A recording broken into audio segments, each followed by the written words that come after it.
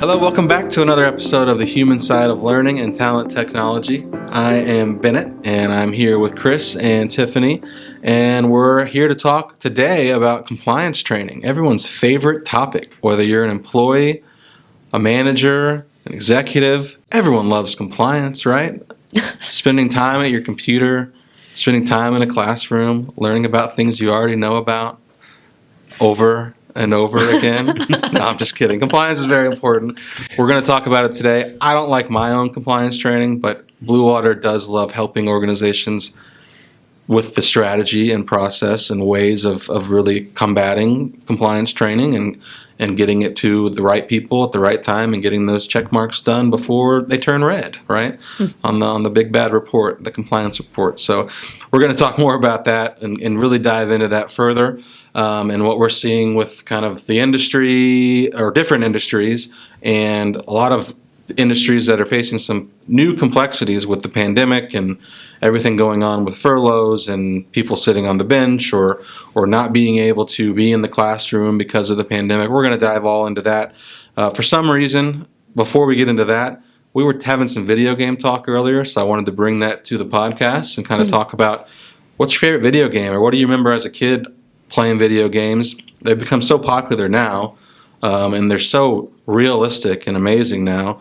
We're from different generations, or at least Tiffany and I are different from Chris. So, Chris, why don't you start us? Talk about how, the video games y'all played in the front yard, like kicking cans or playing jacks or something, are different from today. I will say that I never played with jacks, but okay, you did kick the can. Yeah, of course you played kick the can, right? But it was kicking something. I don't know that we ever actually really had cans that we were kicking. Was it your little brother? Well, I might have. No, I'm not going to admit to any of that at all. No, but he was on admit to it. Because I think we turned kick the can into tackle the person who kicked the can. So yeah, I probably did. Yep.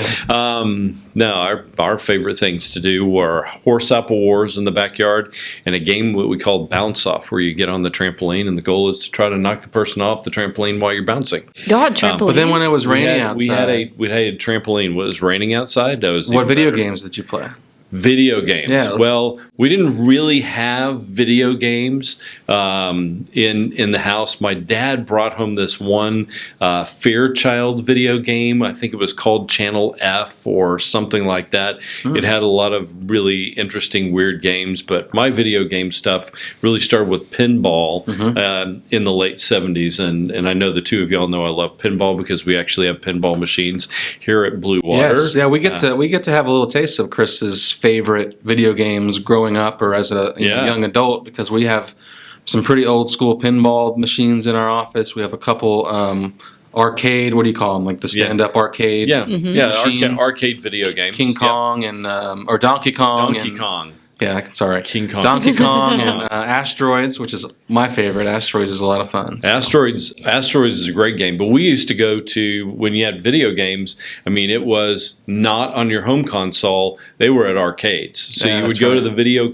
arcades, and there was this bring a big old bag place of nickels. called you bring quarters. There were quarters at that point in time. Okay. All right. And you'd bring a big bag of quarters, and we had to get really good at playing video games because you start to run, or pinball machines, you'd have to run out of that. But there used to be a place at the mall called Tilt, and we would drive over there and go play video games. And yeah, that's back when the malls first came out and they had arcades. It was great. So along the way, I love collecting the pinball machines and video games, and we've got a couple of them. But I will say my favorite video game was always playing Donkey Kong. It was always playing Donkey Kong. Cool. So, and I tell my wife, and she asked, why was that your favorite one? And I said, because the guy's there going to save the redhead, and my wife happens to be a redhead, so she kind of says, sure. But anyway, you're surrounded by redheads. I'm surrounded by redheads in my life. How did that happen? But that's all fun. I'll just say that if anybody is in Plano, when we open our new office, we're going to actually have a little arcade area with all the old games. If you're in town, give me a call, come by, and we'll go play together. Absolutely, and it won't cost any quarters. No quarters. But maybe just one or two. Maybe just one or two. Admission fee. Yeah, admission fee. Donation to a good charity or cause. So those are the games I played, and I still play pinball and video games, and don't get too much in the console games. But y'all were growing up in a different time than I was. What about you, Tiffany? So what did y'all play when you were kids? I am the beginning of the generation of the Oregon Trail game. So I started my video games in class. Your favorite video games were educational video games. They were, How interesting. Lost a few kids to a snake bite here and there. Dysentery.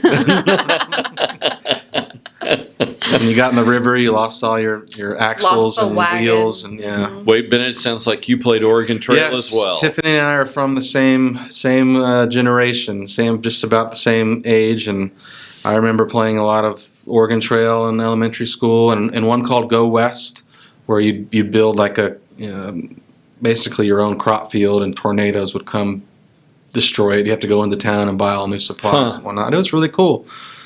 But my favorite video games as a kid, I grew up as consoles started coming out, and I was a big video gamer. So I had the N64 and the the original PlayStation and PlayStation 2. I think my all-time favorite, though, was either NFL Blitz on N64, because it was like football but with no rules, right? You could just like body slam the player after you tackled them and just keep going. And there was this one play that always worked to perfection if you knew how to run it. And then Ken Griffey Jr. Baseball, also on the N64. I knew the cheat code that you could put in if you had Ken Griffey Jr. batting, where he'd hit a home run no matter what. So I always played with Ken Griffey Jr. and always won. So I guess I always like to either bend the rules or cheat, but I found games that I could do that with. But hey. They called them Some cheat things codes, don't but I change. don't think that they're cheating if it's designed in the game. That's true. If it's built into the code of the game, then it's an advantage, yeah. but it's not cheating if it's built into the game. Yeah, I remember back in the N64 If you were to days. reprogram the simulation in order to change the condition of the test, now that might be cheating. That would be cheating. They call that hacking now. The kids call it. Hacking? Okay, all right. Yeah, I don't still want play that some happening video to me, games, by the and way. I have some friends that are really good at it, and we get a lot of haccusations, as they call it too. Accusations. Like if you're really good at a game, they'll say you're hacking, and that means you got a haccusation. Anyway, that's pretty funny. So thinking of video games and bringing that back to kind of video games are a critical part of how, as Tiffany mentioned, kids grow up and learn, and whether it's motor skills or whether it's educational video games or gamification, gamification in the content world. Content is huge, and part of content, the biggest driver of content, is compliance. And I think it's probably safe to say that the LMS system originally was created to house and manage and deliver compliance training.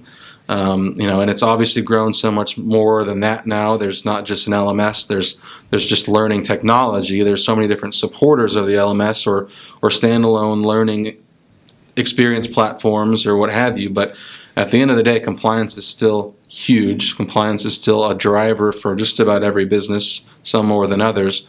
So, Chris, why don't you get us started about why we wanted to talk compliance today, and what are the key things to focus on? Yeah, I think as you're talking about that, Bennett, just making me think about all the things that happened with organizations in 2020. And here we are sitting in the last week of February doing this podcast. And I remember the last week of February in 2020, everything still seemed kind of cool. We kind of knew something was going on, but we hadn't got to that point of shutdown. Mm-hmm. But in 30 days, we were shut down. The world was shut down. Things changed instantaneously for a lot of organizations. It didn't matter whether you were manufacturing, you were an airline, you were construction, you were restaurant, retail, whoever you are, you had a massive, massive shift. Financial services, massive, massive shift. I mean, think about that. Banks weren't open. There were nobody in banks. Mm-hmm. And so you begin to think about all these compliance training things that Traditionally, when we look at education or how we're developing people, we would see a lot of e-learning and kind of the 70-20-10 rule about how are you going to learn, and you're going to learn informally. Well, compliance training is not something you learn informally, right? Compliance training is not something that's going to happen in the flow of work. Typically, compliance training is something that is very matter of fact. It's very straightforward. This is what we're going to do. And a lot of organizations that I've talked to were caught in this trap of, well, a lot of it was classroom. Yep. A lot of it was very formalized training, and that's the way it had been built and it had been run for years. And now all of a sudden we're locked out from being able to do that. So that's problem number one, is we weren't able to make a transition because we had classroom content. How do we turn that into online content or classroom lives training? Anyway, there was a content problem when we got locked out of being able to be together. So that's problem number one. Problem number two is there's a lot of things that began to shut down and activities that weren't going on. So the easy one for us to talk about is there's a whole lot less flights. Yep. And so you've got a lot of flight attendants that were furloughed, some pilots, some tech ops people, but on manufacturing lines, even in financial services. And people were put on the sideline, and so what happens, their compliance training expires. And so now you have this group of people, and as the economy begins to roll back up, and we're starting to see the curve shift on COVID, and we're hearing more and more companies that are saying, yeah, we're going back into the workplace, we're going to restart. And so you look at all those people that then in that situation, which is kind of bucket number two, is, hey, we got out of compliance because we weren't working and we weren't doing that work. Now you got this massive group of people that have to be in re-compliance. So number one is the content wasn't in the right place. Two, we had a lot of people because of situation that got out of compliance. And then the third piece of it is the unknown future said, we're not really going to press this point unless it's highly evolved in a risk management situation. And so the inefficiencies of all of that process now create an issue as people start to come back to work, as we begin to look at that compliant, and as risk managers and organizations are saying, hey, we've got to be in compliance in order to be able to do this job. So we have one group that we're working with that they bring a lot of contractors on site to do construction at their facility and plants, but they have to go through compliance scenarios. And so in those compliance scenarios, they've now opened up the classrooms again so they can come in to do that. But now those construction people are so far out of compliance, the compliance is 3 to 4 days in a classroom, even during this pandemic time, in order to get them certified to be able to go on and do the construction. In fact, we heard from one group that they spend more time in the classroom doing compliance than the time they'll actually spend doing the construction project. Oh, wow. And so now you're looking at that, and I got to go pay them for the 3 or 4 days that they're getting the compliance training. And so you begin to look at all these things, and they're showing the inefficiencies in the system and how unprepared we've been for this shift. But now we have this moment to go get re-prepared or to rework and begin to look at learning technology and the organization around that as a critical element in being able to resolve what I believe in 2021 and even into 2022 is going to be a really big problem to begin to go solve. And there's a variety of ways that we're already seeing people begin to go look at solving the compliance program. How do I shorten that period of time? How do I re-look at certifications and compliance? How do we begin to work that? But it's all going to get back around to, do I know my technology well enough in order to be able to drive this forward and to organize it in a way that we can be incredibly efficient? But that's got to start with, my favorite topic you'll hear all the time, data. Do we actually have the data on who's certified, who's in compliance, what has to be done as a part of that process? And I think in order to get to this critical point of recertification, then we've got to move that pretty quickly. So one last thing, and then we can all start talking about this. When we look at the 3 buckets, I want to take it that second one where people have gone out of compliance. And they've been out of compliance for some period of time. A lot of organizations had started, if you were in the middle of compliance, beginning to do a more adaptive learning approach to, I'm going to recertify you on the things that maybe you don't know versus the things that I'm confident that you do know, which would shorten the time frame to get compliance done. That only typically works if you're in that compliance window, and it doesn't work when you're out, because now we have to have this elongated program and plan. So I think that if we look at these problems, it's really important for the risk management and the compliance department and for the training departments that actually enable a lot of this functionality to begin to go look at this as an opportunity to go develop a strategic plan that's different about how do we handle compliance. And I think that the ability of learning technologies, of the LMS, as you talked about, and other tools all connected together to help facilitate a more efficient process will take us from the fact that we're probably in a lot of ways in compliance still living in 1990s, back when y'all were playing Oregon Trail, to what can we really do in 2020 and 2030 and beyond to change the way that we're being compliant. So let's get focused on the technology here for a moment. So Tiffany, when you begin to think about learning technology, the LMS, and compliance, what do people need to think about in terms of knowing or understanding about their system or technology in order to begin building a plan that says, like, hey, I can make an LMS, help me be more efficient in delivering compliance training? Sure. So it's so many thoughts come to mind. I'm going to start with, think about the parts of it that you're not already using. Often clients have features and functions that they haven't had to leverage because they were doing classroom training. That worked for them. So think about that, because there could be components in your technology that can help you understand how to shift from that 4 days of classroom training, get the same type of engagement, but maybe on a quicker scale, or even just virtually for your employees. And I'm not just talking about a virtual instructor-led training, but more of that social learning aspect so that you're still engaging with the other students in the room.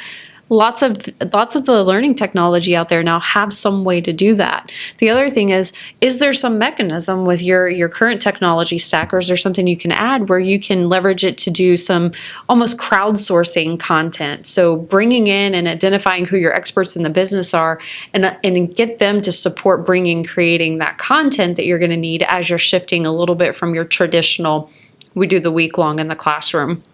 So I think those are the key pieces, is what is the functionality that is there and in your stack that you haven't leveraged before because you haven't had to, and then looking at what tools do you have where you can help leverage them to get some crowdsourcing.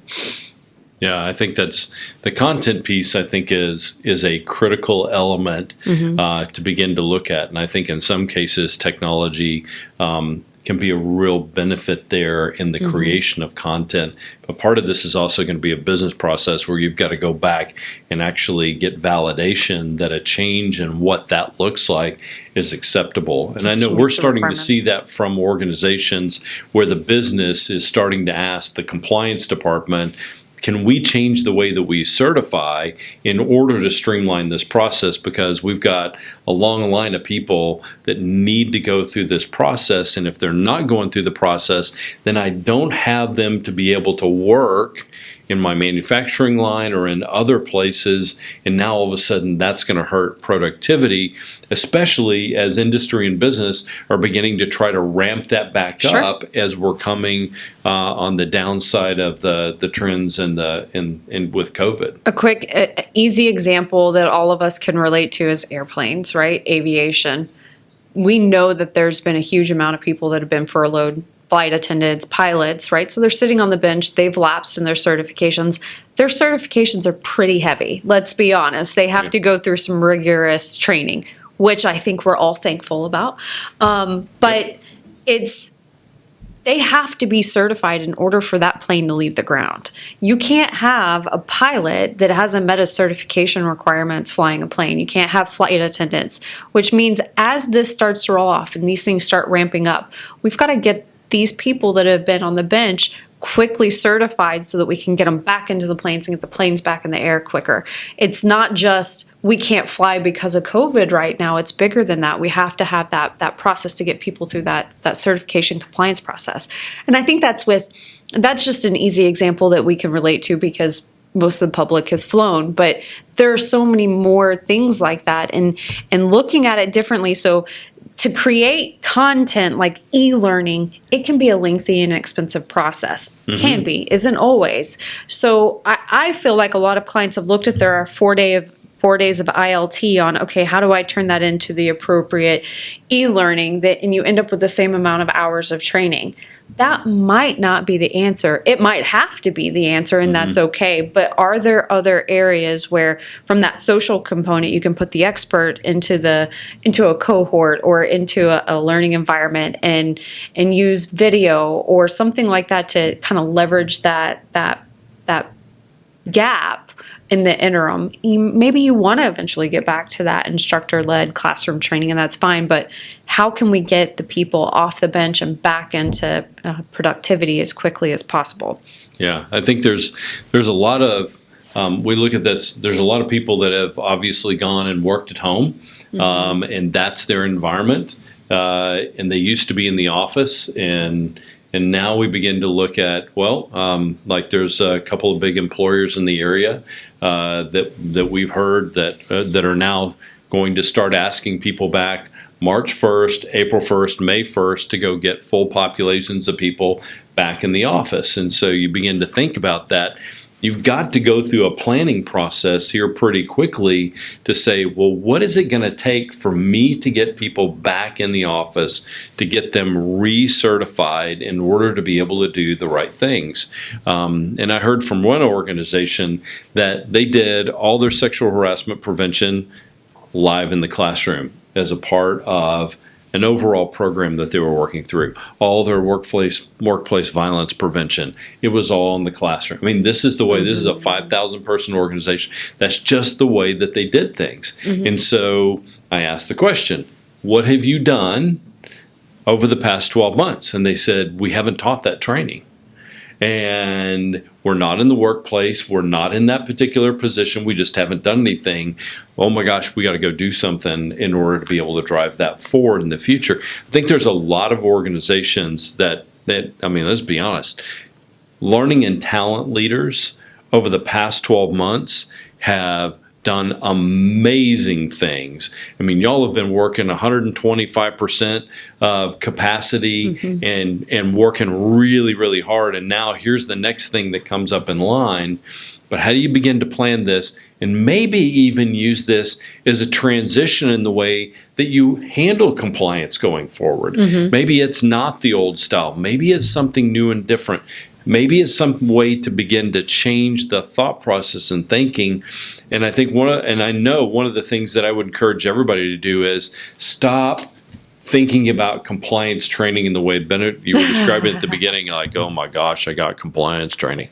How does compliance training become part of the career path? Because actually the things that you're learning in compliance training are skills that you need in order to operate. If you're in a manufacturing line and you got to go take lockout, tagout training, that's a skill you got to know, because if you don't do that accurately, you or somebody else could get seriously injured in a process. So these are skills. So how do we roll this into our skills inventory? How do we roll this into our career development paths, our future of work, to see that this is a little bit different, and then simplify the process?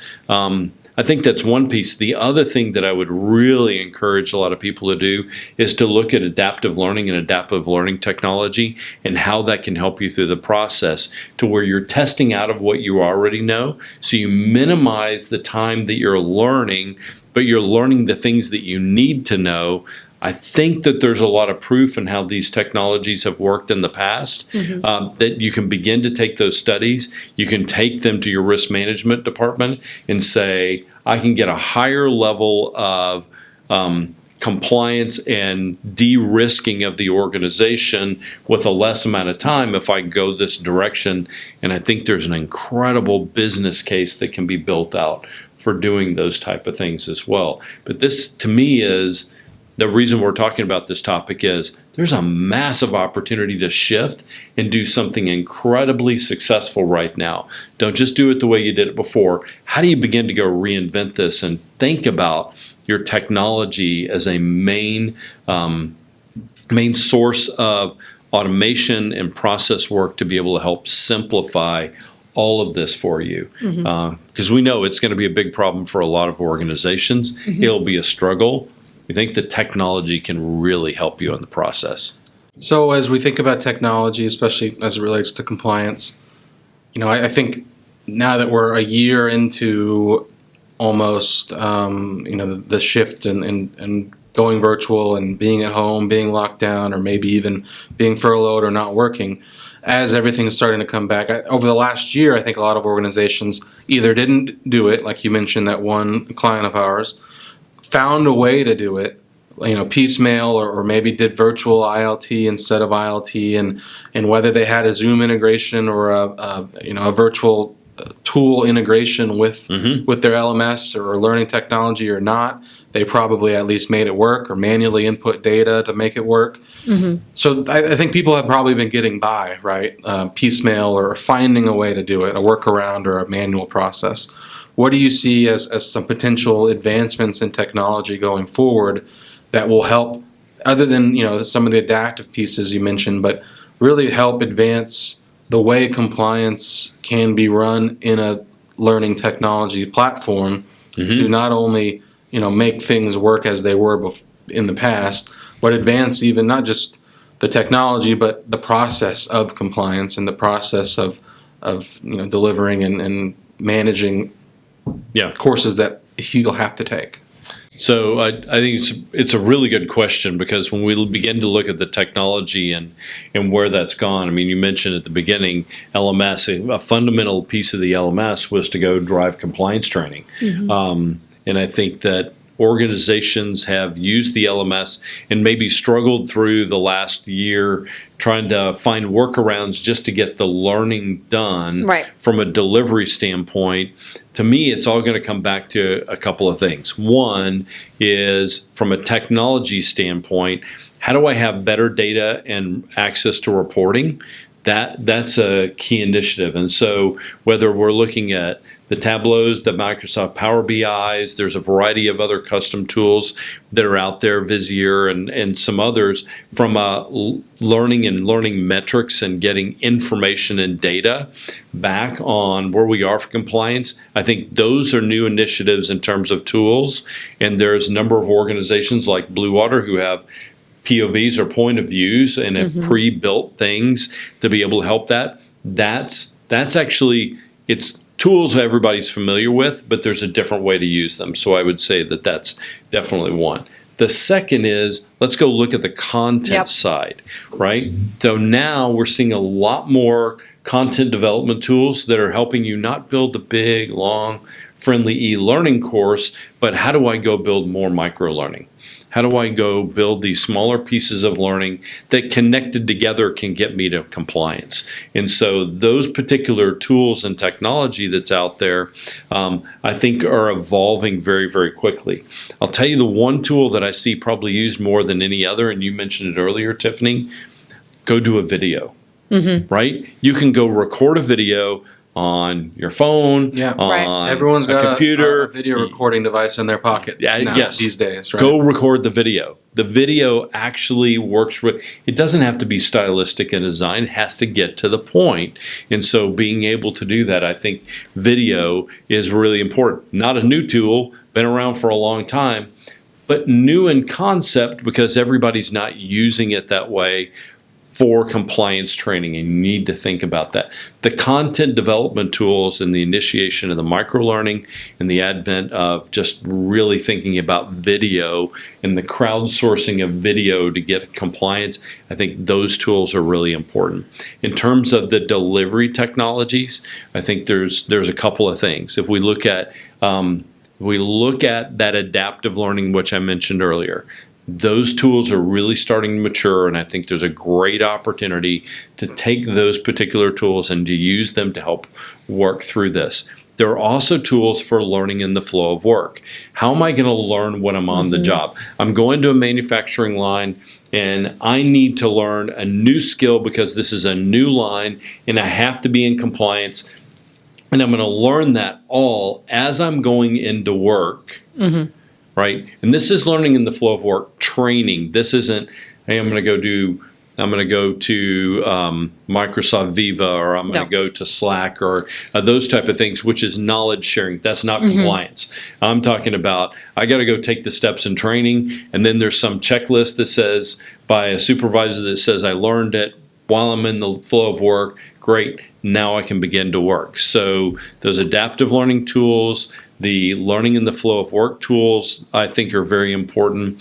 What I'm seeing less important is the LXP technologies. Those are not compliance tools because they're not built to go record that, to go see that information. But the other place that surprisingly has taken off, I think a little bit more in the pandemic than others, is the entire XAPI. How am I gathering more data around content and the content I'm delivering in the learning record store? So again, I'm getting that information back to be able to drive that. The piece that's got to pull this all together is to have some workflow engine to be able to drive that. And whether it's LMS or it's some workforce automation tool that drives you through that, there's a variety of options, but you've got to simplify the process together in order to be able to go drive that. But I think it's really gets into those three buckets. There's some delivery technology. There's really a lot on the content side that you've got to look at, and you have to get the data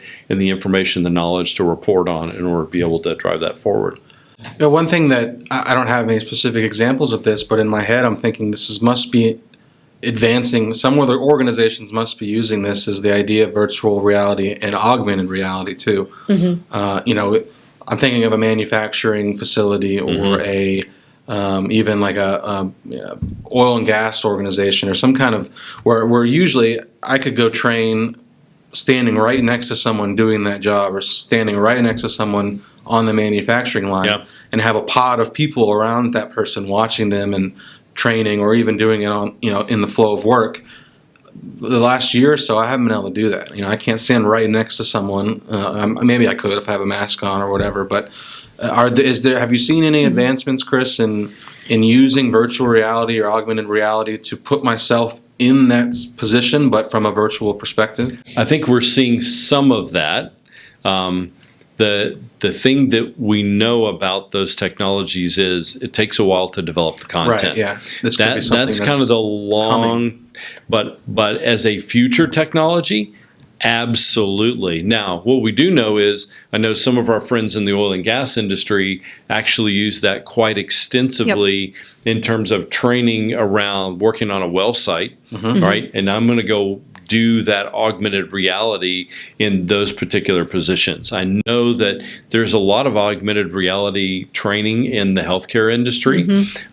We've actually seen augmented reality training in the aviation industry, and some of that's been going on for a long time because you've got flight simulators, which is an augmented reality, but now there's even one airline that's done augmented reality, and it's a full suit and glasses, and it's, how do I get out of a fire? And you're doing it in it's almost kind of like the Star Trek, the holograph room where you're playing. I mean, it's really kind of weird stuff. Now, that's big high-end pieces, but there's organizations that are beginning to able to simplify content development so that you can use that augmented reality in smaller snippets at a lower cost and more rapid frequency of development. As we get to this kind of context point to where the speed of development meets the speed of need around augmented reality, that's when it's really going to become something. So something I've been trying to say is that, before the pandemic and everything happened, compliance training's been a problem. Back to Bennett's, I got to take my compliance training. And the virtual reality or the simulated... Is that what I sound like, really? Yeah. Okay. Sorry, go on. The virtual reality training is something that they've been interested in, but it's expensive, right? So they haven't invested in it. Now is the time where we're seeing it a little bit more because I gotta change. The classroom isn't working. You know what? If I'm gonna invest in it, now's a good time to invest in it. So we are seeing it more, but they are in more bite-sized chunks. It's not this huge, not as many suits and rooms, but more of the simulated training where, if I'm a mechanic, I can show some simulations in the training and have that recorded versus having to stand next to my supervisor so he can watch me go through the steps. So there's been a little bit more of that is coming, and that's because companies or organizations are realizing they have to invest in the shift. There is just no way around it. So there's an uptick in that virtual reality stuff coming because they're forced to invest. They've been wanting to do it. It's more engaging than just sitting behind a desk listening to somebody go through the same PowerPoint that we go through every time because I know how to do lockout, tag out, but I can show you and I can be done. So I just wanted to add that. I think there's now, to your point, there's a business case. Right? There's a business case for the trade-off and for the ability to drive that. Again, it's the cost and the economics have to get there in the right place.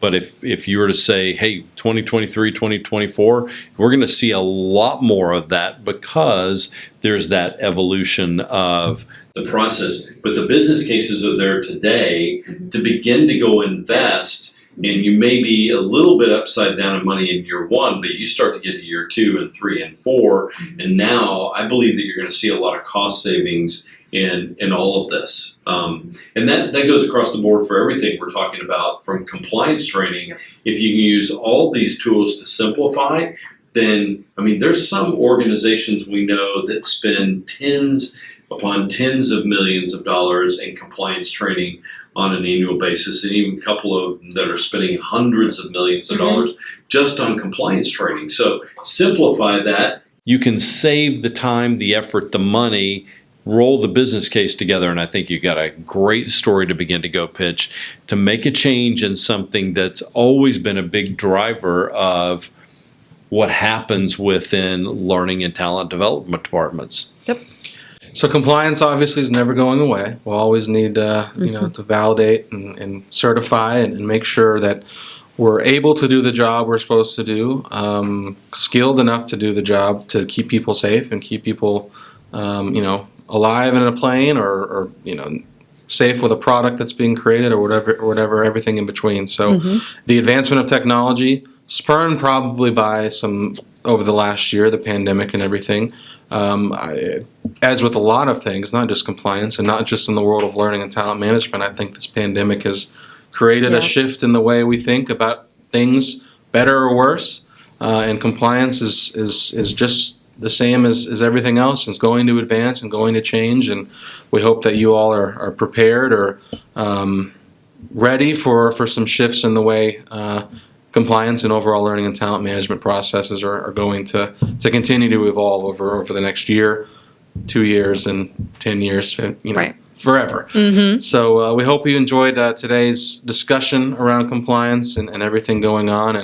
And we would love for you to like and subscribe to the podcast if you haven't already. If you like what we're doing, let us know. If you don't like what we're doing, let us know how we can improve or maybe talk about a specific topic that you'd like to talk about or have a specific question that we can absolutely answer over the air or just on the side. We are open and willing to talk to anyone and everyone.